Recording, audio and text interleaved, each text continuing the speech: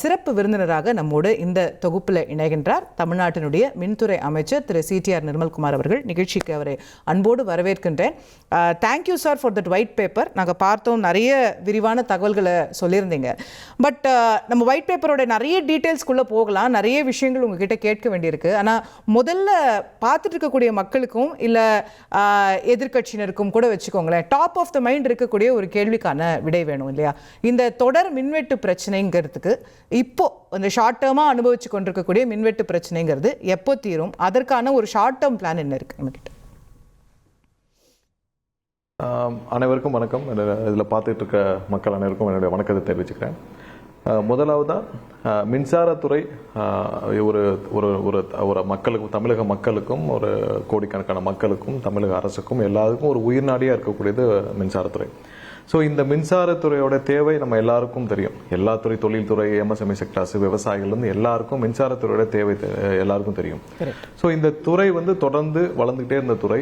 கடந்த 25 ஆண்டுகளாக கொஞ்சம் கொஞ்சமாக இது தெரிஞ்சு எந்த இடத்துக்கு வந்திருக்குன்னு நம்ம தெரிஞ்சுக்கணும்னு ஆசைப்பட்டோம் ஃபர்ஸ்ட். அடுத்ததாக இந்த துறையோடைய நிலைமை என்னவா இருக்கு? ஏன்னா எல்லாருக்கும் தெரிய வேண்டிய விஷயம், இந்த துறையோடைய நிலைமை என்னவா இருக்கு. ஏன்னா இந்த துறை, மின்சாரத்துறை இல்லாமல் எதுவுமே ஃபங்க்ஷன் ஆகாது. மின்சாரத்துறை சரியாக இல்லாமல் எந்த ஃபங்க்ஷனும் சரியா இருக்காது. ஸோ இந்த துறையோடைய கரண்ட் நிலைமை என்ன, ஏன் இப்படி ஆச்சு, இதை நம்ம என்ன செய்ய போறோம்ன்றது எல்லாருக்கும் தெரிய வேண்டிய கட்டாயம் இருக்கு. ஏன்னா மின்சாரம் தட்டுப்பாடு இருக்கு. நிறைய முன்னாடி இருக்க பல அறிக்கைகள் பார்த்துருக்கோம். பல அரசுகள் கடந்த 15 ஆண்டுகளாக பல அரசுகள் சொல்லிருக்காங்க, நம்ம தன்னிறைவு பெற்று விட்டோம் மின்சாரத்தில், நம்ம செல்ஃப் சஸ்டைன்ட் ஆயிட்டோம், நமக்கான தேவைகள், மின்சார தேவைகள் பூர்த்தி செய்து விட்டோம் சொல்லியிருக்காங்க. பட் எப்படி பூர்த்தி செஞ்சோம்னு சொல்லிட்டு நம்ம எல்லாருக்கும் மக்களுக்கு தெளிவுபடுத்தணும். எப்படி பூர்த்தி செஞ்சோம்? வாங்கி பூர்த்தி செஞ்சிருக்கோம். நம்மளுடைய உற்பத்தி செஞ்சிருக்கிறோமா? இல்லை. ஸோ இவ்வளவு கடன் நம்ம 2000 ஆண்டுல இருந்து கொஞ்சம் கொஞ்சமாக கடன் இன்க்ரீஸ் ஆயிருக்கு. ஸோ அதோடைய டிஃபரன்ஸ் நம்ம கொடுத்துருக்கோம். ஒவ்வொரு 5 ஆண்டுகளும் எவ்வளவு கடன் வாங்கப்பட்டதுன்னு. ஸோ அந்த கடன்கள் வாங்கப்பட்டது நம்ம இன்ஃப்ராஸ்ட்ரக்சர், அதாவது தேவையான சப்ஸ்டேஷன்ஸ், மற்ற lines, HT lines, LT lines, இந்த மாதிரி இன்ஃப்ராஸ்ட்ரக்சரை இன்க்ரீஸ் பண்ணுறதுக்கு நம்ம கவனம் செலுத்தணுமா? இல்லை புதிதாக உற்பத்தி துவங்குறதுக்கு கவனம் செலுத்தணுமா? இல்லை நம்ம அதிக பணியாளர்களை நியமிக்கிறதுக்கு கவனம் செலுத்தணுமா அப்படின்னு பார்த்தா அந்த மாதிரியான எந்த ஒரு குரோத்துமே இல்லை. ஸோ நாங்கள் பெரிய லெவலில் நம்ம இன்ஃப்ராஸ்ட்ரக்சர் தேவைகளையும் அந்தந்த ஆண்டுகளுக்கான தேவையை பூர்த்தி செய்யலை. நம்ம பணியாளர்களுடைய தேவை, நம்ம பற்றாக்குறையும் நம்ம பூர்த்தி செய்யலை. நம்ம இந்த துறையோடைய வளர்ச்சிக்கும் பூர்த்தி செய்யலை. பட் கடன்கள் மட்டும் சுமை கூடிக்கிட்டே இருந்திருக்கு. ஸோ இதில் ஒவ்வொரு கவர்மெண்ட்டையும் அவங்க கடைபிடிச்ச பாலிசி, இந்த துறையை வளர்க்கணுன்ற எண்ணம் இல்லாமல் இந்த துறை மூலியமாக எவ்வளவு தனிநபர்கள் பயன்பெறணுன்ற நோக்கத்தில் இது போச்சு. ஒவ்வொரு 5 வருஷம் ஒரு கவர்மெண்ட் முடிஞ்ச பிறகு ஒரு பெரிய குற்றச்சாட்டு வரும். இந்த மாதிரி 2014 21க்குள்ள 50,000 கோடி கொள்முதலில் ஊழல் நடந்துச்சு, 58,000 கோடி கொள்முதலில் ஊழல் நடந்துச்சுன்னு ஒரு குற்றச்சாட்டு வரும். அப்புறம் டிரான்ஸ்ஃபார்மர் டெண்டர்ல முறைகேடுகள் 50% 40% மார்ஜின் வச்சு ஒரு ஊழல் வந்திருக்கும். ஸோ ஒவ்வொரு வருஷமும் அவங்க சொல்ற ஒரு 1400 கோடி ரூபாய் மதிப்புள்ள டிரான்ஸ்ஃபார்மர் டெண்டர்ல 400 கோடி ரூபாய்னு சொல்லணும்னா, நம்ம இந்த கேங்மேன் புதுசாக எடுக்க போறோம், அவங்களுடைய வருஷம் நம்ம கொடுக்க போற சம்பளம் 5000 பேருக்கான சம்பளமே 98 கோடி தான். ஸோ அப்போ நம்ம எதுலையும் ஃபோக்கஸ் பண்ணுறோம்? நீங்கள் சாதாரணமாக டிரான்ஸ்ஃபார்மர் ஒரு 1500 கோடி ரூபாய்க்கு 1400 கோடி ரூபாய்க்கு வாங்கக்கூடிய டிரான்ஸ்ஃபார்மர்ஸ்லேயே 400 கோடி ரூபாய் ஒரு முறைகேடாக அரசுக்கு இழப்பு ஏற்படுதுன்னா அப்போ மற்ற எல்லா கொள்முதலையும் என்ன மாதிரி இருக்கும்? ஸோ இதுதான் நம்ம இன்னைக்கு மக்களுக்கு விளக்க முற்பட்டோம். ஏன்னா உங்களோட ஒயிட் பேப்பருடைய சாராம்சமா நான் புரிந்து கொள்ளக்கூடியது கடந்த 5 ஆண்டுகள்ல எஸ்பெஷலி ரெவன்யூ கூடியிருக்கு, கடனும் அதிகம் வாங்கியிருக்கோம். ஆனால் இந்த காசுலாம் வச்சு என்ன பண்ணியிருக்கோம்னா இன்ஃப்ராஸ்ட்ரக்சர் உருவாக்கலை, இல்லை பணியாளர்களையும் நியமிக்கல, சப்ஸ்டேஷன் கட்டல. ஸோ தேவையான விஷயங்கள் எதுவுமே செய்யல, பர்ச்சேஸ்க்கு மட்டுமே மெஜாரிட்டியாக இந்த பணம் போயிருக்கு அப்படிங்கிறது ஒரு ஒன்லைனா நான் புரிஞ்சுக்கிறேன் இல்லையா?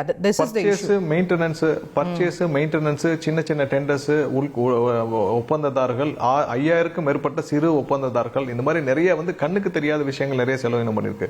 ஸோ நம்மளுடைய இப்போ சோலார் பாத்தீங்கன்னா லாஸ்ட் 10 இயர்ஸா சோலாருடைய தனியார் இன்வெஸ்ட்மெண்ட்ஸ் நிறைய இருக்கு. நம்ம எதுவும் இன்வெஸ்ட் பண்ணோமா அரசு சார்பா? இல்ல.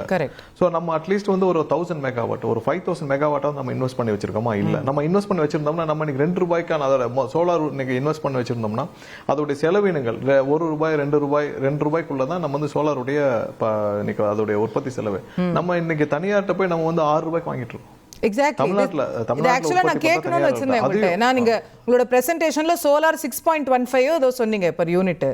பட் நம்ம இன்னைக்கு 2000 ரூபாய் 3000 ரூபாய்க்கு ஈஸியா சோலார் கிடைக்குது, ஏன் கவர்மெண்ட் டபுள் ரேட்டுக்கு வாங்குதுங்கிற கேள்வி எனக்கு. சோலார் கிடைக்குது, கிடைக்குது.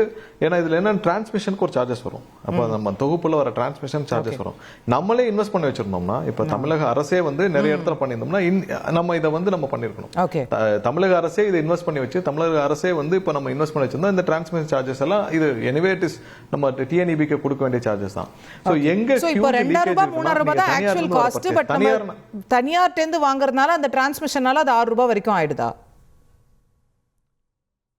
தனியார்கிட்ட இருந்து டிரான்ஸ்மிஷன் சார்ஜஸ் 2 ரூபாய்னாலும் மத்த பிரைஸ் நம்ம அதிகமா தான் கொடுத்து வாங்கிட்டு இருக்கோம். அந்த மாதிரி தான் ஒப்பந்தங்கள் போடப்பட்டிருக்கு. சோ தனியார்கிட்ட இருந்து வாங்குறாங்கன்னா இவங்க இப்ப இன்னைக்கு அது லாங் டர்ம் ஒப்பந்தங்களா இருக்கு. அது நம்ம மாத்த முடியாது. வந்து ஒப்பந்தங்கள் இல்ல லாங் டேர்ம் ஒப்பந்தங்கனாலும் எந்த ஒப்பந்தமும் நியாயமா இருக்கணும். லாங் டேர்ம் ஒப்பந்தனாலும் வந்து பாத்தீங்கன்னா நமக்கு வந்து அந்த ரேட்டு கட்டுப்படி ஆகணும், அந்த ரேட்டு நியாயமா இருக்கணும். சரி, அவங்க ஒரு சிண்டிகேட் அமைச்சு அவங்க வந்து இதுக்கான பண்றாங்கன்னா நம்ம வந்து அரசு சார்பாக நம்ம உற்பத்தியை துவக்கிறதுக்கான நம்ம வேலைகள் பண்ணணும்ல. இப்ப தமிழ்நாட்டுல வந்து இப்ப நீ வர்ற இன்வெஸ்டர்ஸ்க்கு நீங்க எங்களுக்கு கொடுங்கன்னு நம்ம சேர்த்து அதற்கான நம்ம ஒரு பிளானையும் கொடுக்கறதுல என்ன இது இருக்கு. அடுத்தது கேப்டிவ்க்கு வந்து நம்ம இப்போ கவனம் செலுத்த போறோம். கேப்டிவ் இன்வெஸ்ட்மெண்ட்ஸ்க்கு வந்து நமக்கு வந்து ரொம்ப குறைவாக 150 மெகாவாட் தான் இது வரைக்கும் க்ரோத்தே இருக்கு. ஏன்னா large users, HD users, large user, HD users வந்து அதிகமா 60% மேல யூஸ் பண்றவங்களுக்கு நம்ம இது வரைக்கும் ஒரு நல்ல பிளானே கொடுக்கல. சோ வெகு விரைவில் அவங்க கேப்டிவ் உற்பத்தியை வந்து நம்ம பெருக்கிறதுக்கான வேலைகளும் செஞ்சுட்டு இருக்கோம். ஒரு பாலிசி கிரியேஷன்ஸ்லயும் இருக்கும். சோ நம்ம எந்தெந்த வகையெல்லாம் வந்து நம்மளுடைய கன்செப்ஷன் வெளியில இருந்து வாங்குற கன்செப்ட் கேப்டிவ் உற்பத்திங்கிறது சார் நம்ம நேயர்களுடைய புரிதலுக்காக சொல்லணும்னா இண்டஸ்ட்ரிக்கு தேவையான பவரை அவங்களே உற்பத்தி செய்து கொள்வதா? இண்டஸ்ட்ரி தேவை அவங்களே உற்பத்தி பண்ணிக்கிறதுக்கு அவங்களுக்கு தேவையான வழிவகைகள் நம்ம செஞ்சு கொடுக்கல. அவங்களுக்கு நம்ம செஞ்சு கொடுக்கல. அவங்க 150 மெகாவாட் தான் இதுவரை தயாரிக்கிறாங்க. அதுல ஏற்கனவே வந்து பழைய கேஸ்கள் அவங்களுக்கு பெண்டிங் இருக்கு. அதன் மூலமாக இப்ப ஸ்டீல் கம்பெனிஸ், டெக்ஸ்டைல் கம்பெனிஸ் எல்லாருக்கும் வந்து பல ஆயிரம் கோடி வந்து வெளியில அவுட்ஸ்டாண்டிங்கா நிக்குது.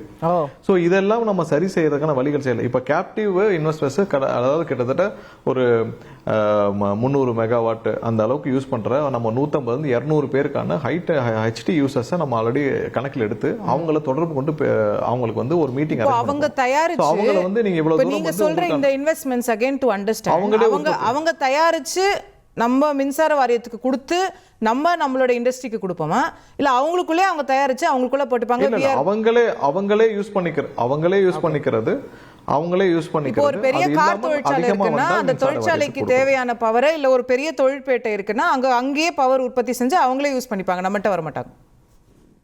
அவங்களே யூஸ் பண்ணிக்கிறது, மீதி இருக்கிறது நமக்கு கொடுக்கலாம். ஸோ அவங்கெல்லாம் அதுக்கு முதலீடு செய்ய தயாராக இருக்காங்க. பட் அவங்களுக்கான ஒரு சிங்கிள் விண்டோ சிஸ்டம். ஏன்னா நம்ம தான் வந்து லாபி அமைச்சு நம்ம யாரு வரணும்ன்றத நம்ம திட்டமிட்டு தானே பண்ணிட்டு இருக்கோம். நீங்க கடந்த 10 வருடங்கள் யாரு முதலீடு செஞ்சிருக்கா? யாராவது சோலார்ல ஒரு சாதாரண ஒரு முதலீடு செய்யணும்னா அவங்களுக்கான சிரமங்கள் என்ன அது நமக்கு தெரியும். ஸோ அவங்க வந்து யாருக்கு போகணும், யாரை பார்க்கணும், எங்க நீங்க ஒரு மெகாவாட்டுக்கு எவ்வளவு கொடுக்கணும், அப்ளிகேஷன் எப்படி ப்ராசஸ் பண்ணணும், இதுக்கான ஒரு சிஸ்டம் இருக்கு. ஸோ இந்த சிஸ்டம்குள்ள இந்த ஹெச்டி யூசர்ஸ் உள்ள போய் அவங்களால பார்ட்டிசிபேட்டே பண்ண முடியல.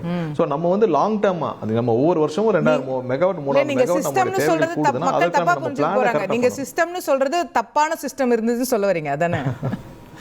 ஒரு இல்லீகல் சிஸ்டம் தப்பான சிஸ்டம் அது தப்பான அதுதான் ஒரு இல்லீகல் சிஸ்டம். சோ அந்த இல்லீகல் சிஸ்டம் மூலமா ஆமா சரி இல்லீகல் சிஸ்டமா நீங்க யாரும் நீங்க வெளிப்படை தன்மை இல்லாம நீங்க அப்ளிகேஷன் கொடுக்கறது ஒரு தனிநபர் கொடுப்பீங்க.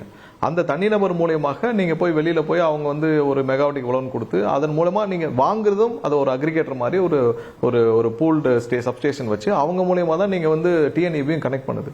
ஸோ இந்த மாதிரியான ஒரு சிஸ்டம்ல எப்படி அவங்க ஹெச்டி யூசர்ஸ்ல இன்வெஸ்ட் பண்ணுவாங்க? ஸோ அவங்களுக்கான வழிவகைகளையும் நம்ம தனியாக மீட்டிங் ஏற்கனவே வெண்டர்ஸ் மீட்டிங் நம்ம ஒரு 1000 பேர் வச்சு கலைவரங்கத்தில் பண்ணோம். அதில் தான் நிறைய அவங்களுடைய பிரச்சனைகள் அண்டர்ஸ்டாண்ட் பண்ணோம். திருப்பி இப்போ வந்து அது அதிகமாக பயன்படுத்துங்க ஹெச்டி தனியாக ஒரு மீட்டிங்கை நம்ம 2 வாரமா ரெடி பண்ணிட்டு இருக்கோம். அதுக்கான பாலிசி கிரியேஷன்ஸ் பண்றோம். இப்போ அவங்களை கூப்பிட்ட பிறகு நீங்க உங்களுடைய மொத்த தேவை இப்போ நீங்க 100 மெகாவாட் ஒரு நிறுவனம் பயன்படுத்திட்டு இருக்கு, நீங்க அட்லீஸ்ட் 20 மெகாவாட்டாவது நீங்க வந்து போங்க, இல்ல என்ன பாலிசியை நம்ம என்ன டிஃபைன் பண்ணிட்டு இருக்கோம். முடிச்ச பிறகு அவங்களே ப்ரொடியூஸ் பண்ணிக்கோங்கன்னு சொல்ல போறோம். ஸோ அதில் பெஸ்ட் அதாவது நம்ம பெஸ்ட் பேட்டரி ஸ்டோரில் இன்வெஸ்ட் பண்ணுறதுக்கான அவங்களுக்கு அந்த இதை கொடுக்க போகிறோம்.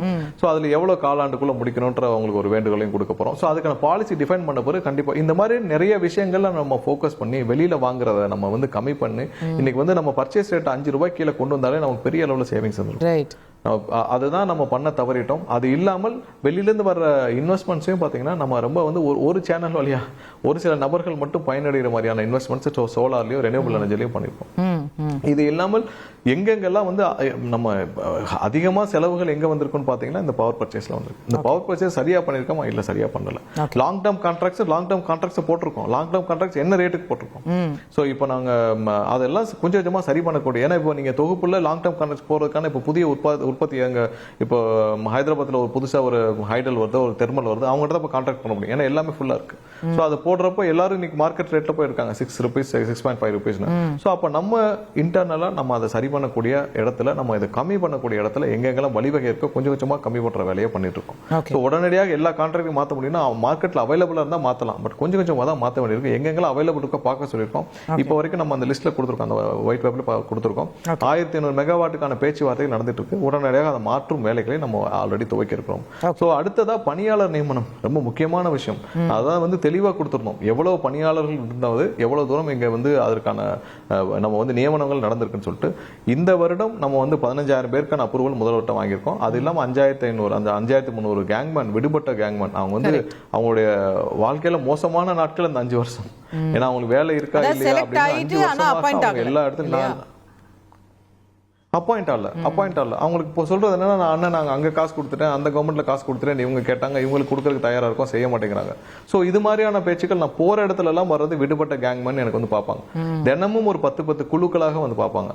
அவங்க எல்லாரும் படுற கஷ்டங்கள் நாங்க நேரடியா பார்த்துட்டோம். அதனாலதான் சொன்னோம், நம்ம ஏற்கனவே நம்ம என்ன சொல்லியிருக்காங்களோ இந்த அரசு சார்பாக அவங்களை வந்து நம்ம நியமிக்கிற வேலையில பண்ணுது. யாரையும் வந்து யாரோ செய்த தவறு, யாரிடமும் வாங்கிட்டு போனதுக்கு அந்த நடுவில் இருக்கிற அந்த தொழிலாளர்களை நம்ம வந்து தண்டிக்க கூடாது. அவர்களுக்கும் கண்டிப்பாக நம்ம இதுல சேர்த்து பண்ணணும்னு சொல்லியிருக்கோம். சோ முதல்ல எம்ப்ளாயி ரிலேட்டட் இஷ்யூஸ் எல்லாம் சார்ட் அவுட் பண்ணணும். இந்த ப்ரொமோஷன்ஸ் எல்லாம் நிறைய ப்ரொமோஷன்ஸ் பெண்டிங், பல வருஷங்களா 18 வருஷங்களா ப்ரொமோஷன்ஸ் பெண்டிங், இதெல்லாம் நம்ம சார்ட் அவுட் பண்ணிட்டே வந்துட்டு இருக்கோம். இப்போ அடுத்ததாக ஒவ்வொரு இடத்துலயும் நிறைய கிரிவன்சஸ், எம்ப்ளாயி கிரிவன்சஸ் எல்லாம் சார்ட் அவுட் பண்ணி இந்த வருஷம் 20,000 பேர் கொண்டு வந்துட்டாலே ஓரளவு நமக்கான ஒரு ஹேண்டில் பண்றதுக்கான கெப்பாசிட்டி இருக்கும். பட் ஒவ்வொரு வருஷமும் நம்ம இதே ரேஷியோல இன்க்ரீஸ் பண்ண போறோம். நம்ம வந்து அடுத்த ஒரு 5 ஆண்டுகளுக்குள்ள இந்த மொத்த வேகன்ட்டையும் ஃபில் பண்றதா நம்மளுடைய எண்ணம். கொஞ்சம் கொஞ்சமா இந்த வருஷம் 20,000 பேர் ஷியூரா பண்ண போறோம். அடுத்த 5 ஆண்டுகள்ல படிப்படியாக இந்த மொத்த வேகன்ட், ஏன்னா நம்ம ஒரே ஷாட்ல எல்லாரும் எடுக்க முடியாது. ஏன்னா எல்லாரும் ட்ரெயின் பண்ணணும், பிளேஸ் பண்ணணும், அவங்களும் உள்ள வந்து அடாப்ட் ஆகணும்.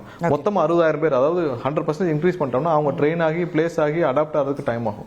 சோ அதை நம்ம படிப்படியாக தான் பண்ண முடியும். படிப்படியாக 5 ஆண்டுகளுக்குள்ள நம்ம மொத்தமாக நம்ம பணியாளர்கள் வந்து புதுசா தேர்வு செய்யணும், புதுசா அப்பாயிண்ட் பண்ணணுன்றத பத்தி பேசுறீங்க.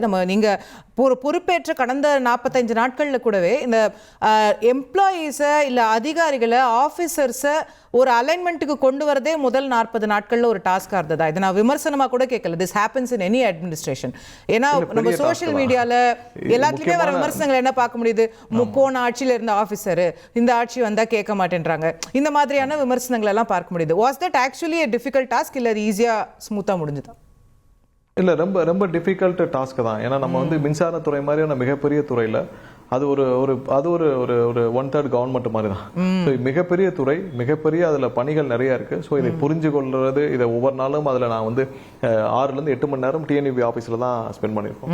ஒவ்வொரு நாளும் அந்த ஒவ்வொரு துறைகள் என்ன பிரச்சனை எல்லாத்தையும் இது பண்ணி, ஸோ அங்க இருக்கிற தினமும் கிட்டத்தட்ட அனைத்து டைரக்டர்ஸ் எல்லாரும் கூடயும் சிஇஎஸ்சி கூடலாம் வந்து நம்ம கண்டினியூஸா வாரத்துக்கு 3-4 நாட்கள் கண்டினியூஸா மீட்டிங் வச்சு எல்லாத்தையும் அண்டர்ஸ்டாண்ட் பண்ணி தான் இந்த ஸ்டேஜஸ் கரைவாயிருக்கும். தொடர் மீட்டிங்ல 8 மணி நேரம்லாம் நடந்திருக்கு. எங்களுடைய ரிவ்யூ மீட்டிங்ஸ் 8 மணி நேரம்லாம் பல நாட்கள் நடந்திருக்கு. 6 to 8 மணி நேரங்கள் தொடர் மீட்டிங்லாம் நடந்திருக்கு. அந்த டிஎன்பி ஆஃபீஸ்ல டெய்லி நடக்கிறதா. ஸோ அதன் விளைவா நிறைய பாலிசிஸ் சேஞ்ச் பண்ணியிருக்கோம்.